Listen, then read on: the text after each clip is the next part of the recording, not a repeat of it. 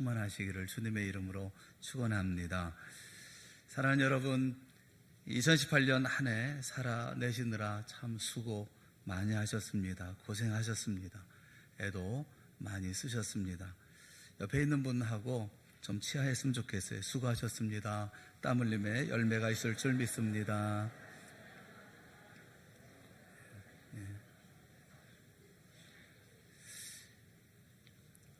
최선을 다하신 여러분을 치하합니다. 또 위로하고 격려합니다. 그런데 우리가 이렇게 인사만 하고 지나가기에는 1년이라는 시간은 결코 가볍지 않은 시간입니다. 오히려 우리에게 1년은 대단히 무거운 시간이기도 합니다. 1년의 모든 경험들을 돌아보고 헤쳐보고 살펴보고 정리하고 고민도 해야 합니다. 인생을 마치는 두 가지 방법이 있다고 그래요. 하나는 어떤 일을 할 때 생각만 하고 실천하지 않는 것, 인생을 망치는 길이라고 하더라고요. 또 하나가 있습니다. 그것은 생각은 없이 실천만 하는 경우가 그런 경우라고 그래요. 그러니까 열심히 일을 하는데 아무 생각이 없는 그것도 인생을 망치는 일이라고 그래요. 찰스 스윈돌 목사님이 아주 주목할 만한 그런 말씀을 하신 것이 있습니다. 이런 얘기를 했어요. 삶에 있어서 객관적인 사실은 인생을 통틀어 겨우 10%에 불과하고 나머지 90%는 그 일들에 대한 우리의 반응이다. 그런 얘기를 했어요. 잘 지적한 그런 얘기다는 그런 생각이 들어요. 삶의 상황은 일방적으로 주어지는데 그것은 우리 인생 가운데 우리의 삶 속에 10%에 불과하다는 것입니다. 그 상황에 대한 프레임을 철저하게 우리 자신이 선택한다는 것이죠. 어떤 시각, 어떤 관점, 어떤 프레임으로 접근하느냐에 따라서 그 결과는 사뭇 달라진다는 것입니다. 2018년 우리가 만난 여러 가지 사실들이 있어요. 그리고 객관적인 사실들이 있죠. 그리고 대부분의 경우는 우리가 반응한 거예요. 2018년을 보내면서 한 해를 돌아볼 때 여러분은 어떤 반응으로 삶을 사셨습니까? 하나님은 바벨탑 사건 이후에 여러 지역으로 흩어졌던 인류 중에서 매우 비옥하고 풍성한 땅 갈대아 우르에서 한 가정을 하나님의 계획 가운데로 초청하셨습니다. 바로 아브라함의 가정이죠. 오늘 우리는 2018년 한 해를 마무리하면서 하나님의 명령에 대한 아브라함, 그 가족의 반응을 살펴보려고 합니다. 아브라함을 보면서 그러면 나는 어떻게 할 것인가?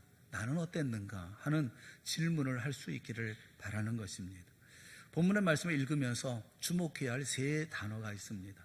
마침내, 그곳에서, 점점이라는 세 단어가 주목할 만한 단어예요.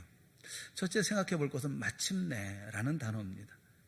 창세기 12장 5절에 있는 말씀 우리 한번 다 같이 한번 읽어보겠습니다. 시작. 아브라함이 그의 아내 사레와 조카 롯과 하란에서 모은 모든 소유와 얻은 사람들을 이끌고 가나안 땅으로 가려고 떠나서 마침내 가나안 땅에 들어갔더라. 왜 마침내일까요? 가나안 땅에 들어갔더라 해도 되는데 마침내 가나안 땅에 들어갔다 그렇게 말씀을 해요. 이 말씀을 읽을 때 마치 하늘나라에서 환호성 소리가 들리는 것 같습니다. 마침내 드디어 아브라함이 가나안 땅에 들어가서 이 가나안 땅에 들어가는 것이 그렇게 힘들었기 때문에 그렇습니다. 아마도 데라가 하나님의 말씀을 받고 자신이 평생 살아온 땅을 떠나기로 결정한 것은 대략 120세이거나 아니면 130세 정도가 아니었을까 하는 생각이 듭니다. 창세기 11장 31절을 보면 데라는 아브라함과 사레 그리고 롯을 데리고 떠납니다. 그런데 우리가 주목해야 할 것은 이들이 가족 전부가 아닙니다. 가족 가운데 이 여행에 동참하지 않은 가족들이 있습니다. 데라의 둘째 아들이 나홀, 그의 아내 밀가, 그리고 하란이 낳았던 막내가 있는데 이스가라고 하는 사람은 동참하지 않습니다. 그것이 이상해요. 이때는 족장 시대입니다. 대가족을 이루고 살면서 가족의 우두머리 족장이 가족의 안정과 먹고 사는 문제를 모두 책임집니다. 그래서 온 가족 식솔들은 그 가족장의 권위와 그 말에 절대적으로 복종합니다. 그런데 이들이 족장인 데라의 말을 거부하고 이 여정에 동참하지 않았다는 거예요. 왜 그랬을까요? 고향을 떠날 이유가 전혀 없었기 때문에 그렇습니다. 풍성하고 안정적인 삶을 떠나서 한 치 앞도 예측할 수 없는 여정에 동참한다는 것은 전혀 내키지 않는 일이었을 것입니다. 그러면 이들은 하나님을 몰랐을까요? 그렇지 않습니다. 아브라함이 아들 이삭을 위해서 아내를 가나안 족속이 아니라 자신의 친족 가운데 구하기 위해서 종을 보냅니다. 엘리에셀이라고 하는 종을 보냈는데 이 늙은 종이 데라의 아들인 나홀이 밀가에게서 낳은 부두엘의 딸 리브가를 만나는 거죠. 데라가 낳은 아들 나홀이 밀가와 결혼해서 낳은 아들이 부두엘인데 그 부두엘이 낳은 딸이 리브가예요. 종이 자초지종을 다 설명합니다. 주인의 아들의 신부감으로 리브가를 데려가기를 청합니다. 그럴 때 리브가의 오빠였던 라반과 그 아버지였던 부두엘이 이렇게 얘기를 해요. 창세기 24장 50절 말씀에 보면 라반과 부두엘이 대답하여 이르되 이 일이 여호와께로 말미암았으니 우리는 가부를 말할 수 없노라. 여호와라고 하는 이 말은 우리 하나님만의 독특한 이름입니다. 이들도 하나님을 알고 있었을 뿐만 아니라 하나님을 두려워하고 있었다는 거예요. 가부를 말할 수가 없습니다. 하나님이 하신 일인데 이 하나님으로 말미암은 일인데 우리가 어떻게 옳다 그러다 할 수 있다 없다 할 수가 있겠느냐라고 말하는 거예요. 그럼에도 불구하고 아버지 데라의 말을 거역했어요. 따르지 않았습니다. 그렇다면 이 여정에 동참하지 않았던 나홀과 밀가와 이스가는 또 어떻게 되었을까요? 후회와 갈등으로 비참하게 생을 마감했을까요? 그렇지 않을 가능성이 많습니다. 오히려 반대로 아주 잘 먹고 잘 살다가 생을 마감했을 가능성이 높아요. 아마도 편하게 살다가 죽지 않았을까요? 여러분, 혹시 이런 삶을 여러분은 원하시지 않습니까? 별다른 어려움도 없고 특별하지도 않고 그럭저럭 편하게 먹고 살다가 인생 끝나는 그런 이런 생을 여러분 바라고 계시는 것은 아닙니까? 죄송하지만 그렇다면 우리가 피조물과 뭐가 다를 바가 있겠어요? 자신이 누구인지, 왜 이 세상에 태어나서 살아야 하는지, 자신이 어디로부터 와서 어디로 가야 되는지, 왜 하나님의 형상으로 지정의를 가진 인격체로 창조하셨는지 고민하는 사람이라면 결코 이런 삶을 선택하지는 않을 것입니다. 데라와 아브라함이랑은 하란에서 여행을 멈춰요. 그리고 움직이지를 않습니다. 어쩌면 아버지로서 다른 가족이 자신들을 하란으로 찾아올 때까지 기다리고 있었는지도 몰라요. 아니면 교통의 요충지로서 니느웨와 바벨론은 물론 다메섹과 두로까지 그리고 애굽을 연결하는 도시로 사람들의 왕래와 교육이 활발히 이루어지는 상업적 도시였던 이 하란의 매력을 느꼈던 까닭이었을까요? 그 이유는 우리가 알 수는 없습니다. 어쩌면 두려움 때문이었을지도 몰라요. 유브라데 강을 기준으로 해서 오른쪽은 메소포타미아 문명이 발생한 비옥한 땅이 펼쳐져 있습니다. 반대로 유브라데 강 왼쪽 가나안은 우리에게는 약속의 땅, 젖과 꿀이 흐르는 땅으로 친숙하지만 당시 이 땅은 인신제사를 드리는, 사람을 제사로 드리는 아직까지 미개하고 살벌한 곳이었어요. 그러니 선뜻 유브라데 강을 건너지 못했을 수도 있습니다. 이것은 오늘날 믿음의 사람들의 현실이기도 한 것 아니겠습니까? 여러분도 2018년 한 해를 지내면서 유브라데 강을 중심으로 해서 오른쪽에 있을 건지 왼쪽에 있을 것인지 그 강 앞에서 망설일 때가 여러 번 있지 않았나요? 주님 안에서 자신을 향한 하나님의 놀라운 사랑과 위대한 목적을 발견합니다. 그렇게 주님의 부르심을 쫓아서 믿음의 여정을 시작하지만 결정적으로 유브라데 강 앞에서 멈춰 섭니다. 왜 그렇습니까? 이 강을 기준으로 해서 오른쪽과 왼쪽에 전혀 다른 삶의 방식이 적용되기 때문에 그렇습니다.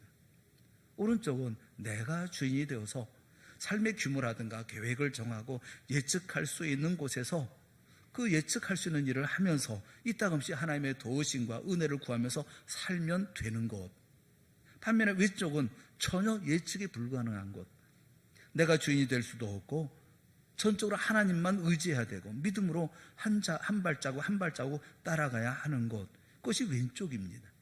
유브라데 강을 넘는다는 것은 하나님이 내 삶의 진정한 하나님이 되시는 삶, 내 삶 전체를 하나님께 맡겨드리고 그분의 인도하심만을 따라 순종하는 삶으로 들어가는 것입니다. 나의 안정적인 삶의 방식을 떠나서 하나님의 삶의 방식으로 들어가는 것이니 그 머뭇거릴 수밖에 없죠. 선뜻 실천하기 두려울 수밖에 없습니다. 그런데 여러분, 믿음이라고 하는 것은 언제나 완만한 곡선을 그리며 올라가는 게 아니에요. 믿음이라는 것은 시간과 비례하지 않습니다. 믿음은 시간이 오래 지나면 10년, 20년, 30년, 40년 신앙생활하면 믿음이 천천히 서서히 올라가서 저 믿음의 사람이 되는 것이 아니에요. 믿음이란 결정적인 순간에 도약하는 게 믿음이에요. 다른 수준으로 들어가는 거예요. 어려움을 만나면 그때 믿음이 튀어 올라가듯이 큰 믿음의 사람이 되어지는 거예요. 서서히 시간 지나서 만들어지는 것이 아니라 사건 부딪힐 때마다 믿음이 튀고 하면서 그러면서 도약하면서 믿음이 큰 믿음의 사람이 되어지는 거예요. 우리가 찬송하지 않습니까? 세상과 나는 간곳 없고 구속한 주만 보이도다. 이 찬송 여러분 이해되셔요? 세상과 나는 간곳 없고 오직 구속한 주만 보이는, 오직 주님과 주님이 인도하시는 음성만이 분명해지는 경험, 그게 믿음이 도약하는 순간인 것입니다. 이런 사람이 이 세상 구조와 시스템이 컨트롤할 수 없는 삶을 살아내는 믿음의 사람이 되는 것입니다. 초대교회 때는 이런 사람을 가리켜서 천하를 어지럽게 하는 사람이라고 얘기했어요. 세상의 구조와 시스템이 먹히지 않는 사람, 세상 상식으로 살아가는 것이 아니라 오직 하나님의 말씀으로 사는 사람들 때문에 많은 사람들이 충격을 받으면서 했던 얘기가 천하를 어지럽게 하는 사람, 세상 방식대로 살아가지 않는 사람, 우리하고는 다른 사람, 혼란스럽게 만드는 사람, 이렇게 얘기를 하고 있는 거예요. 2018년 한 해 수고하셨습니다. 열심히 사셨어요. 여러분의 모든 수고와 눈물을 치하해요. 여러분이 한 해 살아갈 때 그 삶이 치열한 삶이라고 말하지 않을 사람이 누가 있겠어요? 그런데 혹시 아직도 유브라데강을 넘지 못했던 삶이었다고 한다면 저는 여러분에게 권면드리고 싶어요. 정리하고 새롭게 출발할 수 있기를 주님의 이름으로 축원합니다. 그 많은 분들로부터 존경받는 목사님이 어느 집회를 다 했어요. 집회를 마치고 어느 성공한 집사님이 그 목사님을 대접하게 되었습니다. 세상적으로 많이 성공한 거죠. 돈도 많이 벌고 넉넉한 분이 대접하면서 하나님의 은혜를 얘기하는 거예요. 이렇게 잘 살게 되었습니다. 이렇게 잘 먹게 되었습니다. 뭘 가지게 되었습니다. 막 얘기를 하고 있어요. 그 얘기를 가만히 목사님이 듣고선 찬찬히 살펴보시더니 그분들을 향해서 나지막하게 이렇게 한마디 던졌어요. 사는 게 뭐 별거라고. 사는 게 뭐 별거라고. 이분들의 뇌리에 밤새도록 이 목사님이 던졌던 그 한마디가 떠나지 않더라는 것입니다. 사랑하는 여러분, 사는 게 뭐 별거 있나요? 이 땅에서 아무리 좋은 것을 먹고 편하게 지내고 재미를 즐긴든 뭐 그 이상 더 무엇이 있어요? 그것이 또 얼마나 오래 갈 수가 있겠습니까? 이 세상에 있는 모든 것은 잠시 후에 이슬처럼 사라져버리고 맙니다. 여러분, 후회로 인생 마치고 말 것입니까? 아브라함 일행은 모든 어려움과 두려움을 극복하고 마침내 드디어 가나안 땅에 이르러요. 유브라데강을 넘습니다. 오른쪽에 있었던 삶이 아니라 이제는 우선적으로 하나님만 의지하는, 아무도 알지 못하는, 하나님의 도우심 없이는 살아갈 수 없는 그 땅으로 과감하게 그리고 용기를 내서 넘어갑니다. 그리고 주 앞에 섭니다. 우리 모두가 하란에 더 이상 미련을 두지 아니하고 유브라데강을 넘기를 주님의 이름으로 축원합니다. 거기서 믿음이 시작되는 거예요. 저는 여러분 모두가 2019년을 유브라데강을 넘어서 가나안에서 여정을 살기를 주님의 이름으로 축원합니다.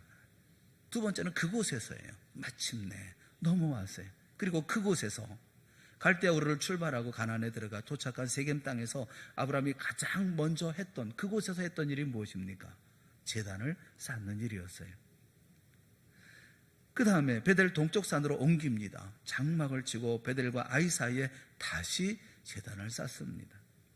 헤브론에 있는 마므레 상수리 수풀에 거주하면서 거기서도 제단을 쌓습니다. 하나님께 예배를 드립니다.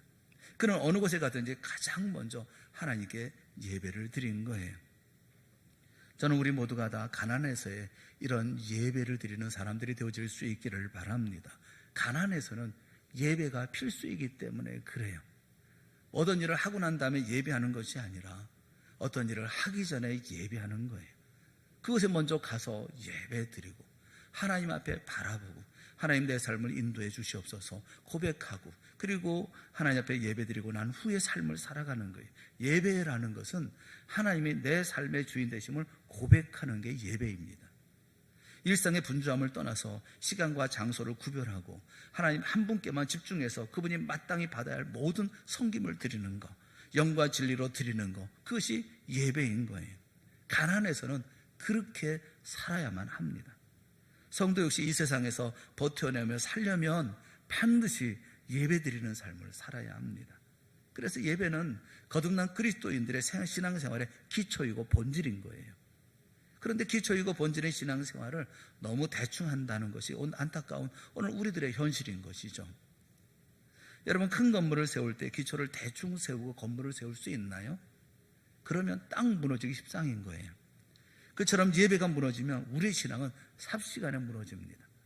예배를 대충 드리는 사람은 그 신앙의 태도와 자세, 그 마음가짐을 새삼 거론하지 않는다 할지라도 다른 영적인 영역에서도 대충일 수밖에 없습니다. 예배를 대충 드리는 사람이 열정적으로 말씀대로 온전히 헌신한다는 말을 들어보신 적이 있던가요? 저는 그런 경우를 본 적도 없고 들어본 적도 없어요. 사랑하는 여러분, 유브라데 강을 건너 가나안에 들어왔으면 우리 삶의 기초이자 핵심인 예배에 집중해야 합니다. 그리고 최선을 다해서 찬양과 기도로 그리고 선포되는 말씀에 믿음으로 반응해야 합니다. 최선의 예배를 드리는 우리 모두가 되어질 수 있기를 주님의 이름으로 축원합니다. 그때에 우리의 예배를 통해서 하나님께 영광과 찬송이 올라가고 하나님은 하나님의 인재와 영광을 우리 예배 가운데 나타내시는 거예요. 그럴 때 그곳에 치유와 회복과 놀라운 영적인 돌파력이 생기는 것이고 비전이 이루어지게 되어지는 것입니다. 예배가 기본입니다. 이 기본이 무너지면 다 무너지고 마는 거예요. 소돔 왕 앞에 보인 아브라함의 모습을 보세요. 소돔 왕이 네 왕과의 전쟁에서 잃었던 모든 소유를 빼앗아 돌아오는 아브라함에게 이렇게 얘기를 합니다. 창세기 14장 21절에 보면 소돔 왕이 아브라함에게 이르되 사람들은 내게 보내고 물품은 네가 가지라. 사람들은 내게 보내고 거기서 어떤 모든 전리품, 승리를 거뒀던 전리품들은 다 네가 가져라 라고 얘기를 해요. 이 말에 아브라함이 어떻게 반응합니까? 창세기 14장 22절 23절에 있는 말씀이에요. 같이 보겠습니다. 다 같이 시작. 아브라함이 소돔 왕에게 이르되 주제이시오 지극히 높으신 하나님 여호와께 내가 손을 들어 맹세하노니 내 말이 내가 아브라함에게 치부하게 하였다 할까 하여 내게 속한 것은 실 한 오락이거나 들매끈 한 가닥도 내가 가지지 아니하리라. 쉽게 말하면 내가 뭐 하나라도 취한다면 이거 소돔 왕이 주어서 그래서 아브라함이 받게 되었다, 성공하게 되었다, 뭐 부자가 되었다 할까봐 난 하나도 취하지 않겠다.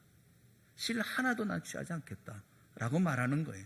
자신의 유익과 이익이 눈앞에 있어도 또 그것을 마땅히 취할 권리가 있어도 하나님의 영광을 가린다면 하나도 나는 취하지 않겠다는 말입니다.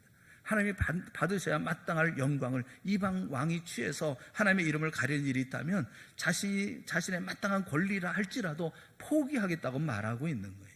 우리는 어떻습니까? 우리가 받고 누릴 수 있는 권리 때문에 하나님의 영광을 포기할 때가 종종 있지 않습니까? 아브라함이 어떻게 이런 마음을 가질 수가 있었을까요? 아브라함이 어떻게 이런 마음의 소유자가 될 수가 있었을까요? 예배 때문에 그렇습니다. 예배 가운데 임한 하나님의 인재와 영광을 경험했던 아브라함은 하나님의 인재와 그 영광이 가려지는 것은 어떤 것도 용납할 수 없는 사람이 된 것입니다. 내가 행한 모든 수고와 열매로 인한 유익이 눈앞에 있다 할지라도 하나님의 영광을 가리우는 일이 생긴다고 한다면 그걸 포기하겠다. 이것은 여러분 결코 만만한 결정이 아닌 거예요. 주님은 우리에게 말씀하시죠. 그러즉 너희는 먼저 그의 나라와 그의 의를 구하라. 그리하면 이 모든 것을 너에게 더하시리라 말씀하셨어요. 이 말씀을 믿으시기를 주님의 이름으로 축원합니다. 너희는 먼저 그의 나라와 그의 의를 구하라. 그리하면 이 모든 것을 너에게 더하시리라. 더하실 줄로 믿어요. 빌보서 4장 6절과 7절 말씀에 보면 아무것도 염려하지 말고 다만 모든 일에 기도와 간구로 너희 구할 것을 어떻게 아뢰라고요?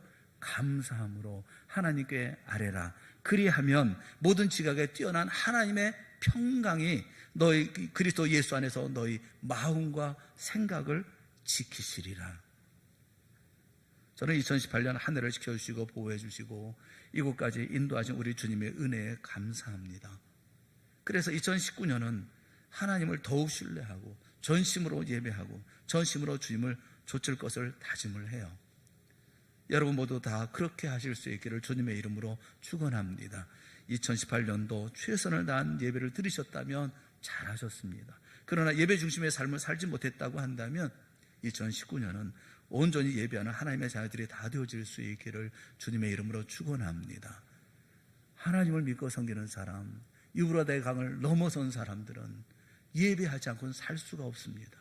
주님의 인도 없이는 살 수가 없습니다. 하나님의 도우심 없이는 살 수가 없습니다. 그것은 바로 예배하는 삶인 것입니다. 2019년은 우리 모두가 예배하는 삶이 되어질 수 있기를 바라요. 그리고 세 번째는 점점이라는 것입니다. 창세기 12장 8절과 9절 말씀, 그 가운데 보면 그가 그곳에서 여호와께 제단을 쌓고 여호와 이름을 부르더니 점점 남방으로 옮겨갔더라. 그렇게 말씀을 해요. 남쪽으로 갔다. 그렇게 얘기를 합니다. 왜 남쪽으로 갔을까요? 저는 아브라함이 하나님의 약속을 따라갔다고 믿습니다. 내가 내게 보여줄 땅으로 가라 말씀하시고 내가 너로 큰 민족을 이루고 내게 복을 주어 내 이름을 창대하게 하리니 너는 복이 될지라. 너를 축복하는 자에게 내가 복을 내리고 너를 저주하는 자에게는 내가 저주하리니 땅의 모든 족속이 너로 말미암아 복을 얻을 것이라 말씀하고 있는 이 약속의 말씀을 따라 그는 끊임없이 이동하고 있었다고 저는 믿어요. 사랑하는 여러분, 약속의 성취란 아브라함에게 있는 게 아닙니다. 아브라함이 성취하는 게 아니에요. 하나님께 있어요. 그 모든 약속의 성취는 하나님이 하시는 것입니다. 창세기 12장 1절부터 3절에 있는 하나님의 약속에 보면 내가 라는 말이 4번이나 등장을 합니다. 모든 약속을 이루시고 성취하시는 분은 하나님이십니다. 하나님이 인도하시는 곳으로 그는 끊임없이 갑니다. 한 곳에 머물러 있지 않습니다. 거기에 거주해서 다른 사람과 사귀고 자기의 지경을 넓혀나가는 것이 아니라 주님께서 말씀하시는 곳으로 끊임없이 움직여 나아갑니다. 창세기 25장 7절 말씀에 보면 아브라함의 향년이 175세라. 아브라함이 175세에 죽었다는 거예요. 아브라함이 75세에 하나님의 부르심을 받습니다. 그리고 그 이후 100년 동안을 하나님과 동행하면서 어느 누구에도 붙일 수 없는 수식어가 붙여집니다. 믿음의 조상. 믿음의 조상이라는 이름으로 생을 마감합니다. 믿음의 조상인 아브라함이 한 일이 뭡니까? 평생에 행한 일은 2가지예요. 믿음의 자녀인 이삭을 낳은 것, 또 하나는 믿음으로 하나님의 말씀을 조차 행한 것. 이 2가지입니다. 그렇게 그는 믿음의 조상이 되었어요. 믿음이 역사할 것 같지 않은 가난에 그 구조와 시스템 안에서 믿음으로 돌파하고 하나님의 유업을 이어가도록 이삭을 세우고 그리고 믿음으로 살다가 많은 사람들의 믿음을 보여주고 생을 마감한 거예요. 화려하지도 않고 놀랍지도 않습니다. 지극히 평범한 듯 하지만 범상한 그의 삶을 통해서 하나님은 말씀하신 그 땅, 가나안 땅을 그의 씨앗인 이스라엘에게로 돌아가게 하셨습니다. 아브라함은 오늘 우리를 이 믿음의 자리로 초청하고 있는 것입니다. 우리의 믿음을 조롱하고 비우는 세상에서 우리가 붙들어야 할 것은 바로 하나님의 약속에 대한 비전, 믿음인 것입니다. 믿음은 세상의 구조와 시스템을 초월합니다. 왜냐하면 우리의 믿음의 대상 되신 하나님은 세상의 구조와 이 시스템을 초월하시는 분이기 때문에 그래요. 예수님은 친히 오셔서 이 초월적인 삶을 우리에게 직접 보여주셨습니다. 그리고 우리에게 말씀하셨죠. 나를 따라 오너라. 내가 세상을 이기었노라 라고 말씀하셨죠. 저는 우리를 비웃는 세상을 향해서 이렇게 선포하려고 합니다. 창세기 8장 31절에 그런즉 이 일에 대하여 우리가 무슨 말 하리요? 만일 하나님이 우리를 위하시면 누가 우리를 대적하리요? 여러분은 세상의 구조와 이 세상의 모든 시스템에 길들인 채로 살기를 원하십니까? 아니면 그것을 초월하는 하나님의 원리로 살기를 원하십니까? 2019년엔 여러분의 삶을 통해서 하나님이 살아 역사하시는 것이 이 세상 많은 사람에 보여질 수 있기를 바랍니다. 모든 사람들이 아비멜렉이 얘기했던 것처럼 내가 무슨 일을 하든지 하나님이 너와 함께 계시는구나 라는 찬탄과 감탄이 있는 이런 고백이 있는 역사를 만들어갈 수 있기를 주님의 이름으로 축원합니다. 우리는 마침내 여기 온 거예요. 드디어 여기까지 온 거예요. 그렇다면 그곳에서 우리가 해야 할 일이 무엇입니까? 주 앞에 예배하는 거예요. 하나님의 영광을 위해 살아가고 주의 말씀을 순종하는 삶을 살아야 되는 것입니다. 그리고 끊임없이 이 자리에 만족하는 것이 아니라 점점 하나님의 약속의 비전을 향해서 나아가는 삶을 살아야 하는 것입니다. 2018년의 삶을 돌아보고, 그리고 이곳까지 왔으니 이제는 2019년 주어진 또 다른 우리에게 있는 복된 날들을 하나님 앞에 아름답게 힘있게 능력있게 승리의 삶으로, 그리고 마침내 믿음의 조상이 걸었던 아브라함의 길을 걸어가는 우리 모두가 다 되어질 수 있기를 바랍니다. 초청은 모든 이에게 주어졌습니다. 하지만 잔치는 청함을 받아들이고 과감하게 들어오는 자들만이 잔치를 누렸던 것입니다. 우리 모두가 2019년은 잔치 자리에 함께 참여해서 기쁘고 즐겁고 흥겹게 주님을 노래하는 복된 한 해가 되어질 수 있기를 주님의 이름으로 축원합니다. 함께 기도하겠습니다. 사랑하는 하나님 아버지, 은혜를 감사합니다. 한 해를 지켜주셨음을 감사합니다. 주의 인도가 있어서 오늘 여기까지 우리로 이르게 하여 주셨으니 감사합니다. 나아가게 하여 주시옵시고 넘어서게 하여 주시옵시고 믿음으로 살게 하여 주시옵시고 세상의 짝함이 아닌 주님과 동행하는 삶을 살아가는 저희가 되게 하여 주시옵소서.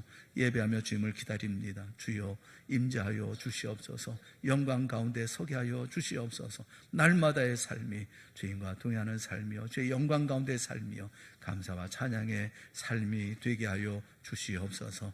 2018년 우리에게 복 주신 것처럼 2019년 큰 복으로 준비하고 예배하고 우리를 기다리고 계실 주님을 향해서 우리가 힘을 다해 믿음으로 달려갈 수 있는 저희 모두가 되어질 수 있도록 이 시간 큰 은혜 베풀어 주시옵소서. 예수님의 이름으로 간절히 기도드리옵나이다. 아멘. 우리 다 같이 자리에서 일어나셔서 우리 찬송가 390장, 오늘 식사는 임직자 일동이 제공을 합니다. 식사하실 때 감사하는 마음으로 또 위에서 기도해 주시면서 또 식사해 주시면 감사하겠습니다. 390장 찬송하겠습니다.